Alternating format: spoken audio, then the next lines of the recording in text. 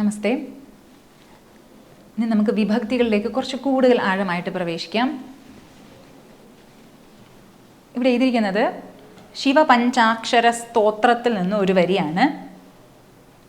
നാഗേന്ദ്രഹാരായ ത്രിലോചനായ ഭസ്മാംഗരാഗായ മഹേശ്വരായ നിത്യായ ശുദ്ധായ ദിഗംബരായ തസ്മൈ നകാരായ നമ ശിവായ.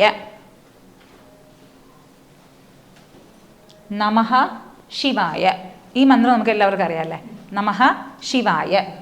അപ്പം ഈ പദം ശിവായ എന്നുള്ള പദത്തിൻ്റെ മൂലം എന്ന് പറയുമ്പോൾ ശിവ, ശിവ, ശിവഃ.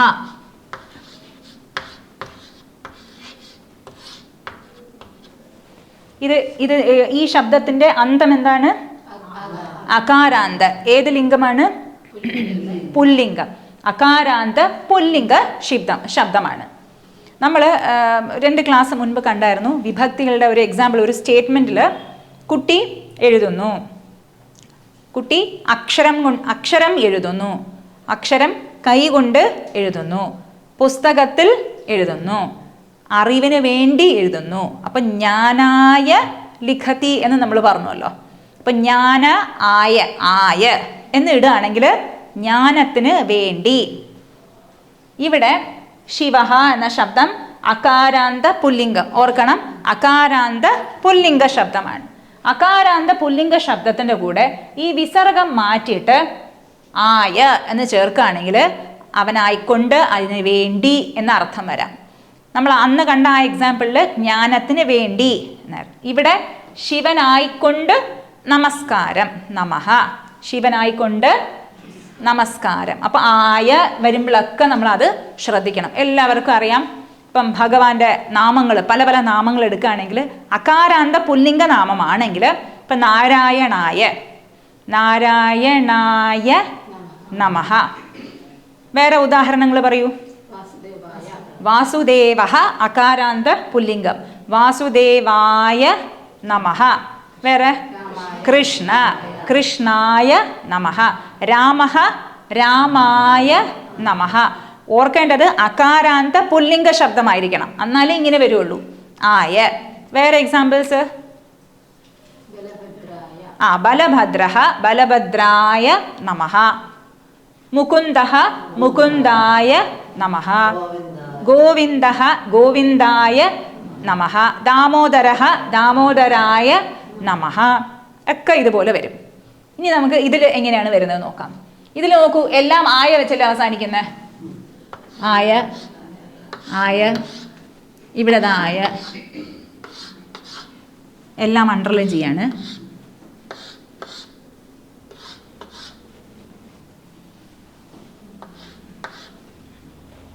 ശിവായ.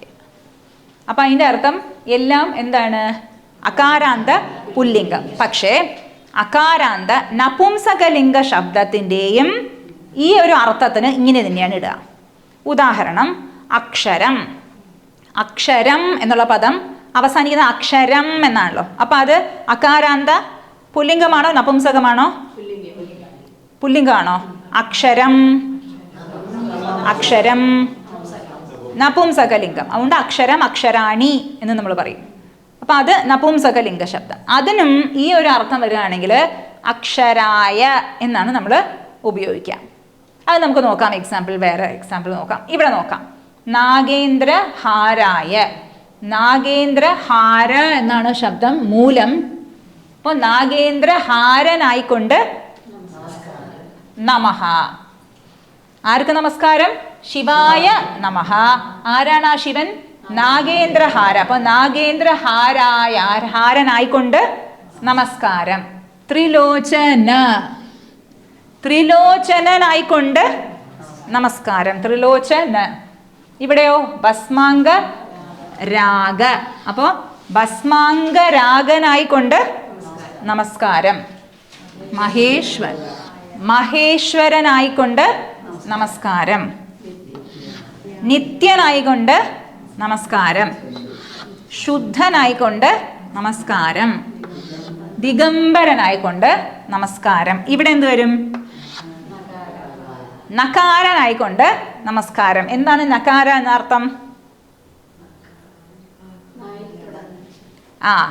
നകാര, ന എന്ന് തുടങ്ങുന്ന അക്ഷരത്തിനായിക്കൊണ്ട്, അക്ഷരസ്വരൂപനായിക്കൊണ്ട് നമസ്കാരം. ഇപ്പൊ നമഃശിവായ എന്ന ആ മന്ത്രത്തിന്റെ ന മ ഷി വാ യ, അതിൻ്റെ ഒരു അക്ഷരമാണല്ലോ ന. ന എന്ന പദത്തെ കാരം എന്ന് വെച്ച് കഴിഞ്ഞാൽ നമ്മൾ ഇതിന് മുൻപും കണ്ടിട്ടുണ്ടല്ലോ. ഓരോ അക്ഷരത്തിനും നമ്മൾ കാരം, അകാരം, മകാരം, ഉകാരം, ഋകാരം, എല്ലാത്തിനും കാരം എന്നാണല്ലോ പറയാ. അപ്പോൾ ന എന്ന അക്ഷരത്തിന്റെ സ്വരൂപനായി കൊള്ളവനുണ്ട് നമസ്കാരം, നകാരായ. അപ്പൊ അകാരാന്ത പുല്ലിംഗ ശബ്ദത്തിന് ആയ വെച്ച് അവസാനിക്കുകയാണെങ്കിൽ എന്താണ് അർത്ഥം? അവനായിക്കൊണ്ട്, അങ്ങനെയുള്ളവനായിക്കൊണ്ട് നമഃ. പൊതുവെ നമഃ എന്ന ശബ്ദത്തിന്റെ കൂടെ വരുന്ന എല്ലാം ഇങ്ങനെയായിരിക്കും. അകാരാന്ത പുല്ലിംഗ അല്ലെങ്കിൽ നപുംസക ലിംഗ ശബ്ദമാണെങ്കിൽ ഇങ്ങനെ വരും. ഇനി ഇതിന് പറ്റിയ ഉദാഹരണം എന്താണ്? നമ്മുടെ സഹസ്രനാമങ്ങൾ എടുത്താൽ മതി. സഹസ്രനാമ സ്തോത്രമല്ല, സഹസ്രനാമാവലി. ഇപ്പൊ സ്തോത്രത്തിനും നാമാവലിക്കും വ്യത്യാസമുണ്ടല്ലോ. ഇപ്പൊ ലളിതാ സഹസ്രനാമത്തില് ശ്രീമാത, ശ്രീ മഹാരാജ്ഞി, ശ്രീമത് സിംഹാസനേശ്വരി, ഇതെന്താണ്? ഇത് സ്തോത്രമാണ്. പക്ഷെ നാമാവലിയിലോ ഓരോ നാമത്തിനും നമസ്കാരം അർപ്പിക്കും. ശ്രീമാത്രേ നമഃ, ശ്രീ മഹാരാജ്ഞിയെ നമഃ, ശ്രീമത് സിംഹാസനേശ്വരിയെ നമഃ. അപ്പം അങ്ങനെ നാമാവലിയിൽ എടുക്കുകയാണെങ്കിൽ ഇതിന് ഒരുപാട് എക്സാമ്പിൾസ് കിട്ടും. എങ്ങനെയാണ്? വിഷ്ണു സഹസ്രനാമത്തിൽ, ലളിതാ സഹസ്രനാമത്തിൽ ലളിതാ ദേവിയെ സ്തുതിക്കുന്നത് കൊണ്ട് സ്ത്രീലിംഗ ശബ്ദങ്ങളായിരിക്കുമല്ലോ വരുന്നത്. അപ്പോൾ ഒന്നില്ലെങ്കിൽ ആ കാരാന്തം, അല്ലെങ്കിൽ ഈ കാരാന്തം, അല്ലെങ്കിൽ ഊ കാരാന്തം. വിഷ്ണു സഹസ്രനാമത്തിൽ എടുക്കുകയാണെങ്കിലോ വരും ഭഗവാന്റെ അകാരാന്തം, ഉകാരാന്തം, ഇകാരാന്തം ശബ്ദങ്ങൾ തുടങ്ങുന്ന നമുക്ക് ഒരുപാട് എക്സാമ്പിൾസ് കാണാം. ഗണേശായ നമഃ, വേറെ വിഷ്ണവേ നമഃ, അത് വ്യത്യസ്തമായ സ്കന്ദായ നമഃ. എക്സാമ്പിൾസ് നമ്മൾ പറഞ്ഞല്ലോ. ഇനി ഇതിൻ്റെ അർത്ഥം ഞാൻ ഡീറ്റെയിൽഡ് ആയിട്ട് പറഞ്ഞില്ലല്ലോ.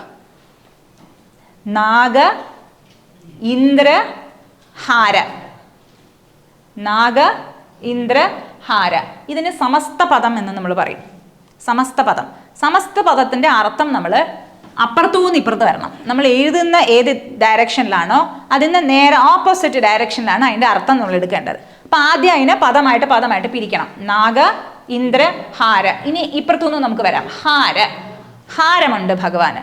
ആരാണ് ഹാരം? ഇന്ദ്രൻ.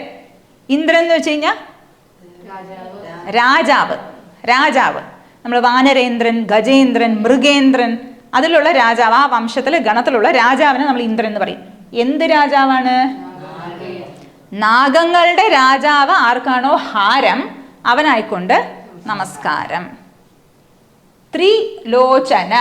അപ്പൊ ഇതിനെങ്ങനെ പിരിക്കാം? എത്ര പദങ്ങളുണ്ട് ഇതില്? 2. എന്തൊക്കെയാണ്? ത്രിലോചന. അപ്പൊ ഇപ്പുറത്തൂന്ന് അർത്ഥം വരുമ്പോൾ ലോചന, കണ്ണ്. എത്ര കണ്ണുകളുണ്ട്? 3. ഈ രണ്ടും തമ്മിൽ കണക്ട് ചെയ്യാൻ നമ്മുടെ ഇത് ഊഹിക്കണം. കോമൺ സെൻസ് ഉപയോഗിച്ച് നമ്മൾ 2 പദങ്ങളും കണക്ട് ചെയ്യണം. അപ്പം ലോചനങ്ങളുണ്ട്. എത്ര ലോചനം? 3. 3 ലോചനങ്ങളോട് കൂടിയവനായിക്കൊണ്ട് നമസ്കാരം. ഭസ്മാംഗരാഗായ. ഇതിൽ എത്ര പദങ്ങളുണ്ട്? ഭസ്മ, അംഗ, രാഗ. ശരി, ഇപ്പുറത്തൂന്ന് അർത്ഥം പറയൂ. രാഗ അല്ല, ഇപ്പുറത്തൂന്നാണല്ലോ അർത്ഥം പറയേണ്ടത്. സമസ്ത പദത്തിന് രാഗ എന്ന് വെച്ച് കഴിഞ്ഞാൽ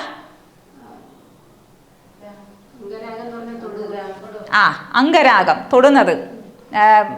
നമ്മൾ മോഡേൺ ഭാഷയിൽ പറയുന്നത് പൗഡർ അല്ലേ, പൗഡർ അല്ലെങ്കിൽ മേക്കപ്പ് ഐറ്റംസ്.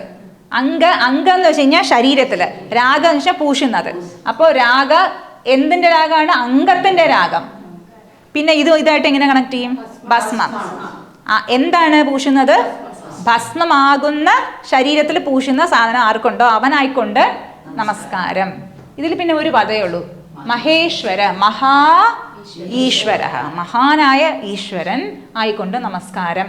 നിത്യായ ഒരു പദം തന്നെ, നിത്യനായിക്കൊണ്ട്, ശുദ്ധനായിക്കൊണ്ട്. ഇതിലെങ്ങനെ പിരിക്കാം? ദിഗംബര, ദിക്ക്, അമ്പരം. എങ്ങനെ കണക്ട് ചെയ്യും? അമ്പരവും ദിക്കും തമ്മിൽ? ദിക്ക് വസ്ത്രമായിട്ടുള്ളവൻ, അമ്പരം വസ്ത്രം, ആ അർത്ഥത്തിലും എടുക്കാം. ആർക്കാണോ വസ്ത്രം, ദിക്ക് തന്നെ വസ്ത്രമായിട്ടുള്ളവൻ, അവന് ആയിക്കൊണ്ട് നമസ്കാരം. തസ്മൈ അവനായിക്കൊണ്ട് നമഃ. തസ്മൈ നമഃ.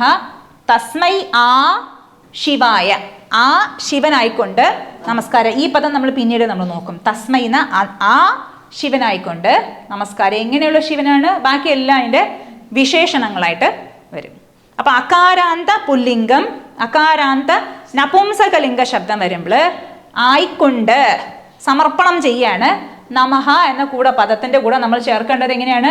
ഈ പ്രത്യയമാണ്. അവസാനിക്കുന്നത് ആയ എന്നാണ്. അത് ഓർത്തിരിക്കാം. ഇനി വേറെ ലിംഗശബ്ദങ്ങൾ നമുക്ക് നോക്കാം. അത് അടുത്ത ക്ലാസ്സിൽ.